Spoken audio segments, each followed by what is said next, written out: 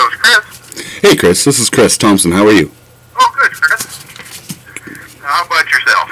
Doing great, doing great. Just looking for answers, and like I said, you're the go-to guy in Gallatin County. And yeah, I think I kind of am. I've researched many here in Gallatin Valley, and you're the go-to man for, if there's any point of contention in family law, it's handed to you, it seems. Yeah, I get some challenging ones. I'm of the opinion that absent any clear evidence, the children shouldn't be torn from either parent. But I agree. I mean, there's tons of research saying that children do better with the active and consistent involvement of both parents. Yeah, there's no doubt about that. You're aware that there's, local professionals that work together frequently. I mean, I think it was Alec Baldwin that wrote that, the actual individuals in the case aren't important. It's the people who work together day in and day out. Yeah. It's more important that they have a working relationship than to serve the best interests of the individual children. Mm-hmm. What's your... I can't say that doesn't happen. I mean, I've observed myself some alignment among professionals. I guess I'm seeing a prevalence in my research of, it looks like,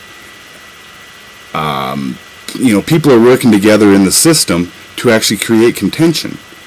Mm-hmm. And, I mean, obviously that's not good for our kids, and it's squandering of civil resources as well. There's collusion between attorneys, local attorneys who, like I said, as my ex-wife did, manipulate the system and use area professionals and area resources to create a false picture. Does that make sense?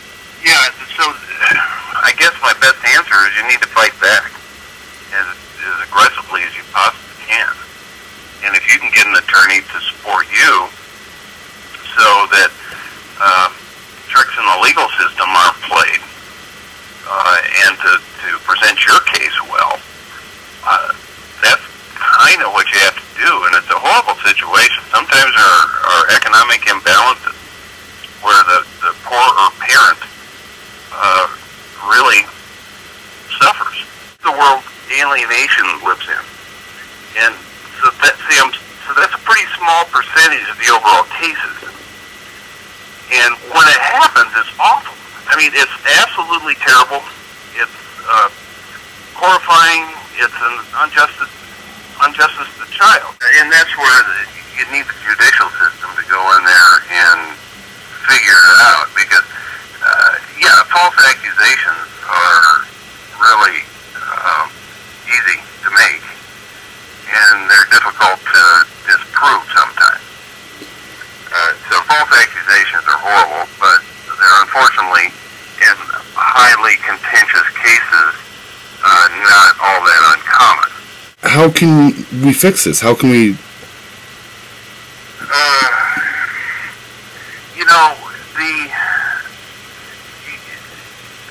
It really helps if the family can afford to hire someone like me that's well-trained.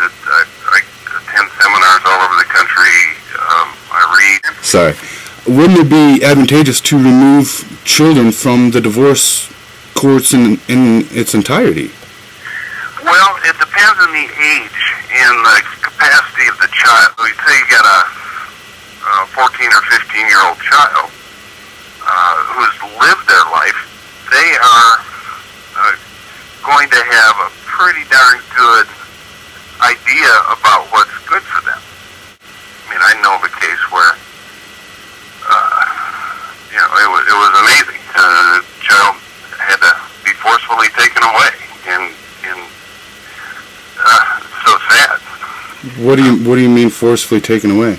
Well, there was an alienated child who was so alienated that this child couldn't see at all.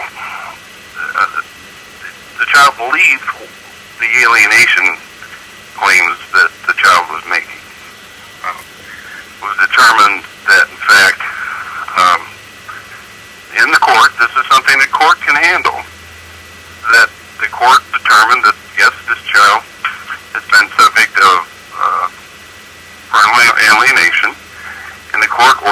child be taken away, and it was actually against the child's will, to a facility to allow the child some space and time away from the favored parent so that the child could get perspective and see what had gone on in the child's life. No, he wasn't really removed from both parents' care. He was removed from the care of the favored / alienating parent and went away with the rejected parent to, well, it was actually a pretty expensive camp, if you will. Real expensive process. Warshak, Dr. Warshak has referred a couple cases to me. I don't know him personally, but he knows me through my professional involvement with my main organization. So I'm networked with top people nationally. And what I tell the parents is what I told you earlier. Unless there's some sort of abuse or addiction or mental illness or something like that, children do better with the active, consistent, and regular contact of both parents. And I applaud the situations where a rejected parent or a parent who isn't getting, the children aren't getting enough time with that parent to not give up, to keep on fighting for the sake of the children. And fathers are usually the ones at the short end of the custody stick. Less so now, but the strong maternal bias in the case in the legal system, going back 20, 30 years, is better now than it was. But there's a study where, or at least one study, where college students were asked when they were children of divorce, what's the thing you regretted most about the fact that your parents were divorced, and the answer was not enough time with dad. So I applaud your efforts, Chris, and keep it up. Okay, well, thank you so much for your time, Chris, and Okay. I really appreciate it, and if I have any more questions, I'll touch bases. Okay, thanks. Hey, have a great day. Yeah, bye. Bye.